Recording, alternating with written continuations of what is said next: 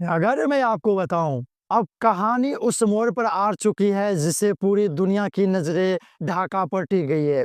सड़कों पर आग है, हिंदू बस्तियों में डर का माहौल है और कट्टरपंथियों भी खुलेआम भारत की धमकी दे रहे हैं। जिस खबर का इंतजार पिछले कई घंटों से क्यों जा रहा था, वो आखिरकार सामने आ चुकी है। बांग्लादेश को शायद ये अंदाजा नहीं थी कि भारत को आंख दिखाना, भारत को धमकाना और हिंदुओं पर इस तरह से अत्याचार करना उसे इतना महंगा पड़ेगा। लेकिन वे भूल गए कि 2004 या 2010 का भारत नहीं है, ये नया भारत है जो शब्दों से नहीं बल्कि एक्शन से जवाब देते हैं।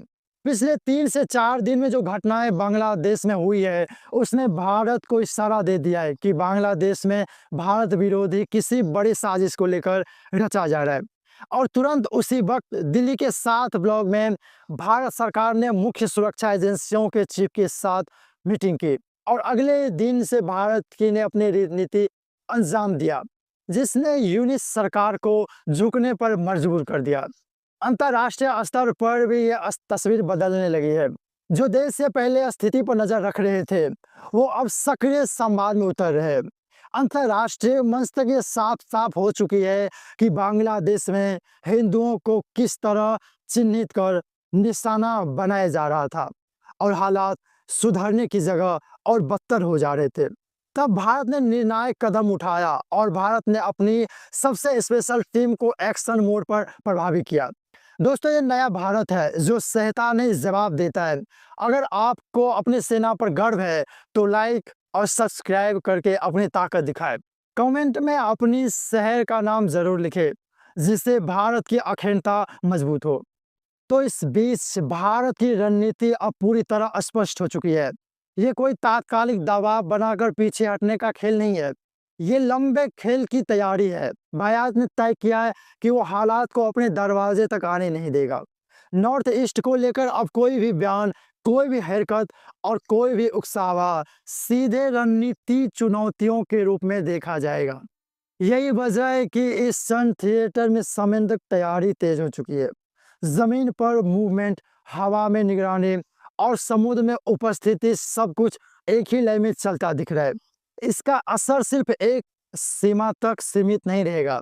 बंगाल की खाड़ी से लेकर दक्षिण पूर्व एशिया तक रणनीति तक संस्कृति प्रभावित हो सकता है। व्यापारिक मार्ग, समुद्री सुरक्षा और क्षेत्रीय स्थिरता, सब कुछ नया सिरे से प्रभावित हो सकता है। और यही वो डर था जिससे यूनिस की अंतरिम सरकार के अंतर हड़कंप मचा दिया है। वहाँ की खुफिया एजेंसियों और सेनाओं में अफरा तफरी मच चुकी है। आनंद फानंद में आपातकालीन बैठक होने लगे। कट्टरपंथियों के खेमों में हलचल तेज हो चुकी है। वजह साफ थी कि भारत ने चुप्पी तोड़ी है तो कुछ बड़ा होने वाला है, क्योंकि ऑपरेशन सिंदूर में जो शपथ पाकिस्तान को दिया था, वो खौफ, वो मंजर, वो पूरी दुनिया ने साफ देखा था। अब सबसे पहले भारत ने चिकन नेक से सेव किया। ये वही संवेदनशील गलियारा है जिसे भारत की जीवन रेखा कहा जाता है, जिसे भारत ने कई सुरक्षा चक्र के साथ एक अवैध किले में तब्दील किए हैं। जमीन पर सैनिक तैनात थे, हवा में निगरानी और इलेक्ट्रॉनिक डोमिनेंस तीनों स्तरों पर भारत ने स्पष्ट कर दिया है कि इस इलाके को लेकर कोई भी बयान अब सिर्फ बयान नहीं माना जाएगा, बल्कि सुरक्षा खतरों के रूप में ट्रीट किया जाएगा। और सुरक्षा खतरे का जवाब भारत शब्दों में नहीं देगा। सीमा पर हालात अचानक बदल गए। घुसपैठ को लेकर जूरो टॉरेल लागू कर दिया है। बीएसएफ को फ्री हैंड दिया गया। स्पेशल यूनिट को फॉरवर्ड पोजीशन में तैयार किया गया है। ड्रोन सर्विलांस 24 घंटे सक्रिय किए गए हैं। हर मूवमेंट, हर सिग्नल, हर संदिग्ध हलचल और रियल टाइम मॉनिटरिंग में है। ये सब देखने से साफ हो गया कि भारत अब सिर्फ अपनी सीमा नहीं बचा रहा है, बल्कि पूरी थिएटर को कंट्रोल में ले रहा है। हवा में संदेश से साफ था। भारतीय वायुसेना हाई अलर्ट पे आ चुकी थी। फाइटर जेट्स की लगातार गश्त ये बता रही थी कि कोई सामान्य स्थिति नहीं है। एयर डिफेंस से पूरी तरह एक्टिव किए गए हैं। साफ शब्दों में संदेश दिया गया है कि अगर किसी ने भी हवा से दुस्साहस करने की कोशिश की तो जवाब सेकंड में मिलेगा। समुद्र में भी तस्वीर अलग नहीं थी। बंगाल की खाड़ी में नौसेना मौजूद बढ़ा दी गई है। सी लेन पे कई निगरानी रखी गई है। किसी भी बाहरी हस्तक्षेप की गुंजाइश पहले ही कुचल दी जाएगी। इस पूरे एक्शन का बांग्लादेश के भीतर तुरंत दिखने लगा। राजनीतिक गलियारों में हड़कंप मच गए। इमरजेंसी मीटिंग बुलाई गई। सवाल उठने लगा, क्या सरकार हालात संभालने में नाकाम हो चुके हैं? क्या सेना का कंट्रोल ढीला पड़ रहा है? और सबसे बड़ा सवाल, क्या भारत की ताकत को कम आंकना बांग्लादेश की सबसे बड़ी रणनीति भूल साबित हो गया है? क्योंकि भारत ने साफ कर दिया है कि हिंदुओं पर अत्याचार को अब सिर्फ आंतरिक मामला नहीं माना जाएगा। ये भारत की सुरक्षा का, क्षेत्रीय स्थिरता और रणनीतिक हितों से विचार बन चुका है। आर्थिक मोर्चों पर ये झटके दिखे रहे। विदेशी मुद्देश के लेकर अनिश्चितता बढ़ी। व्यापार और पर्यटकों पर दबाव साफ दिख रहा था।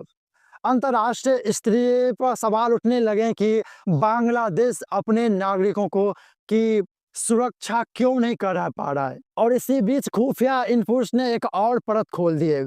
ये हिंसा सिर्फ स्थानीय उपद्रव नहीं थे, इसके पीछे की संगठन नेटवर्क, बाहरी समर्थन और कट्टरपंथियों की सोच से स्पष्ट भूमिका सामने आई है। और भारत ने थीम उसी जगह बार की है। यहीं से कहानी ने निर्णायक मोड़ ली है। भारत अब रिएक्ट नहीं कर रहा था, भारत प्री एम्प्ट कर रहा था।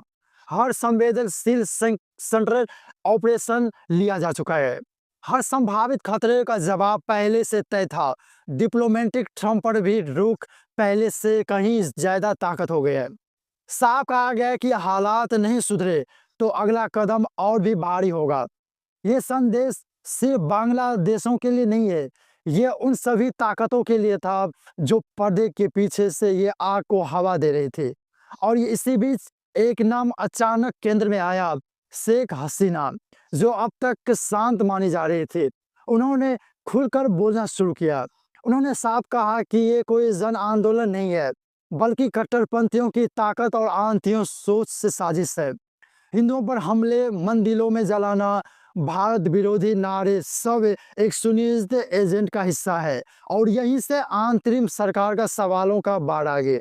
प्रशासनिक कमजोरी, सैन्य दबाव और राजनीतिक अस्थिरता का सब कुछ एक साथ सामने आया। जहां से यह आग फैलाई जा रही थी, सीमा के उस पार से वो भी खेल अब साफ हो चुका था। बांग्लादेश के भीतर हालात और उलझते जा रहे थे। प्रशासनिक मशीन से दबाव में है, पुलिस के इलाकों में बेअसर दिख रहे हैं। सेना को लेकर भी सवाल उठने लगे कि वे पूरी तरह कंट्रोल में है, कि जब किसी देश में सरकार और सुरक्षा तंत्र दोनों डगमगाने लगे तो वो देश सिर्फ आंतरिक संकट में नहीं होता, वो बाहरी हस्तक्षेप के लिए खुला मैदान बन जाता है। भारतीय जोखिम समझता है और यही वजह है कि उसका एक्शन सिर्फ रिएक्शन नहीं, प्रिवेंशन भी है। यही वजह है कि भारत ने इस बार सीमा पर सैन्य नहीं बढ़ाया, बल्कि पूरे नॉर्थ ईस्ट थिएटर को ऑपरेशनल कंट्रोल में लिया है। असम, त्रिपुरा, मेघालय और मिजोरम में हर राज्य में सुरक्षा एजेंसियों को हाई अलर्ट पर रखा गया है। किसी भी अफवाह, किसी भी उकसावे और किसी भी मूवमेंट को अब सिर्फ लॉ एंड ऑर्डर मुद्दा नहीं माना जा रहा है, बल्कि राष्ट्रीय सुरक्षा के एंगल से देखा जा रहा है। साफ संदेश है, नॉर्थ ईस्ट को लेकर अब कोई प्रयोग बर्दाश्त नहीं होगा। इस पूरे संकट के बीच सबसे संवेदनशील इलाका बंद कर उभरा है भारत का नॉर्थ ईस्ट। यही वो मुख्य क्षेत्र है जिसे अस्थिर करने का सपना दशकों से कई ताकतें देखती रही है। और बांग्लादेश की मौजूदा आरक्षदा उसी पुराने प्लेबुक का नया अध्याय बनते देखती है। भारत की खुफिया एजेंसी साफ कहती है कि हालिया एजेंसी के पीछे सिर्फ कट्टरपंथियों के पीछे भी नहीं है, बल्कि ऐसे नेटवर्क सक्रिय है जो सीमा पार से नैरेटिव फंडिंग और दिशा देने का काम कर रही है। उद्देश्य साफ है कि भारत को अंदर से व्यस्त रखना, ताकि उसकी रणनीति का ताकत बिखर जाए। दोस्तों, यहाँ एक बात साफ समझ में आई, भारत किसी देश की राजनीतिक तय करने नहीं निकला, भारत अपने सुरक्षा तय करने निकला है। लेकिन जब पड़ोसी देश की अराजकता सीधे आपके नागरिकों, आपके सीमावर्ती इलाकों और आपकी रणनीतियों की स्थिरता को प्रभावित करने लगे, तो निष्क्रिय रहना विकल्प नहीं होता। यही वजह है कि भारत ने साफ कर दिया है, हिंदुओं पर अत्याचार, दूतावास पर हमले और संप्रभुता से चुनौतियों देने वाली भाषा अब बर्दाश्त नहीं की जाएगी। इसी बीच ये भी साफ होता जा रहा है कि बांग्लादेश के भीतर सत्ता संतुलन तेजी से बदल रहा है। अलग-अलग गुट अपनी-अपनी जिम्मेदारी से बचने की कोशिश की जा रही है। सेना, प्रशासन और राजनीतिक नेतृत्व तीनों के बीच तालमेल की कमी अब छिपी नहीं रही है। और जब किसी देश में ये तीनों स्तंभ एक साथ दबाव में आ जाए, तो वहाँ हालात अपने आप निर्णायक मोड़ की बढ़ता है। तो इस वीडियो को अपने दोस्तों और परिवारों के साथ शेयर ज़रूर करें। हम हर पल की खबर आप तक लाते रहेंगे, इसीलिए चैनल को सब्सक्राइब करके बेल आइकन को दबा लें। अपने राय कमेंट में ज़रूर लिखें।